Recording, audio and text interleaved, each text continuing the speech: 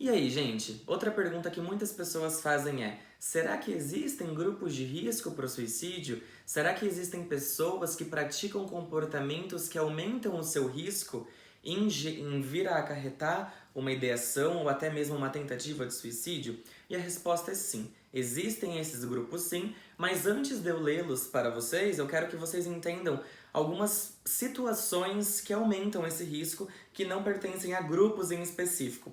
E a gente costuma chamar isso dos 7Ds. Fala, né? Quando a gente está falando em medicina de emergência, intensiva, a gente sempre gosta de trazer esses macetes porque ajuda no momento da gente pensar. Vamos lá, quando a gente está falando de intubação, tem os 7Ps. Quando a gente está falando de parada, tem os 5Hs, os 5Ts. Sempre tem. E para o suicídio existe também, e a gente chama isso de 7Ds. Então, pessoas que carregam consigo essas características, elas têm um risco aumentado em vir a praticar um ato suicida no futuro, né? E esses 7Ds são o quê? Primeiro, dor psíquica. Segundo, desamparo. Terceiro, desesperança. Quarto, desespero. Quinto, depressão. O sexto é a dependência química e o sétimo é o delírio. Então, pessoas que carregam consigo ou que vivem com um desses setes ou mais do que um deles, 7Ds, acabam tendo um risco aumentado de suicídio, tá? Então é muito importante que a gente sempre tenha isso em mente, né? Porque quando eu falo em saúde mental, a gente também tem que ter esses mnemônicos para conseguir lembrar e para conseguir atender o paciente de uma forma integral, né? Porque a integralidade está aí um princípio extremamente importante que a gente tem que praticá-lo, tá? E agora vamos para os grupos de risco propriamente ditos. Vamos lá. Quais são os grupos de risco para o suicídio? A gente tem que pessoas com morbidades psiquiátricas, e aqui entra no 7Ds quando eu falei de depressão, por exemplo, delírio, né? Adolescentes grávidas também pertencem a esse grupo de risco. Pessoas com diagnóstico de epilepsia também têm esse risco.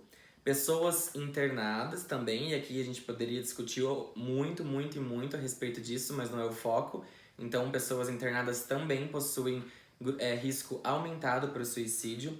A comunidade LGBTQIAP+, também, isso aqui poderia ter um vídeo específico sobre, mas a gente também pode vir a fazer isso no futuro, mas é importante a gente lembrar que sim, essa comunidade é um grupo de risco.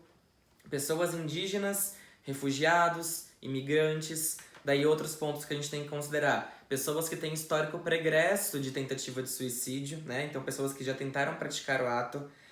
Transtorno depressivo maior grave, como eu já disse, que pertence aos 7Ds. Um plano definido de morte, então uma pessoa tem um planejamento muito bem feito. E quando eu falo aqui bem feito, é porque ela ideou, ela planejou, ela sabe exatamente o que ela pode vir a fazer para tirar a própria vida. E ela tem meios como fazer isso, né? Então, quando a gente está falando de suicídio, é muito importante que se a gente pensa que a pessoa possa vir a cometer, a gente tem que entender e retirar, por exemplo, alguns pontos que podem favorecer que ela cometa esse ato. Por exemplo, objetos pontiagudos como facas, tesouras, até armas de fogo. Então, armas brancas e armas de fogo a gente coloca aqui. E alguns tipos de medicamentos, pesticidas que podem vir a contribuir para que ela execute esse ato que ela está planejando, né? Foquem nos 7Ds, tá? Gravem os 7Ds, porque é muito importante que a gente compreenda o que eles são e que a gente faça o atendimento do paciente, como eu disse, de maneira integral, objetivando sempre o bem-estar físico, psíquico e emocional dos nossos pacientes, tá bom? Gente, então é isso. Até amanhã, então, no nosso próximo vídeo. E se cuidem e se precisarem, peçam ajuda, tá bom? Bom dia, boa tarde, boa noite, como eu sempre falo, dependendo da hora que você tá assistindo. E é isso, gente. Tchau, tchau. Tudo de bom.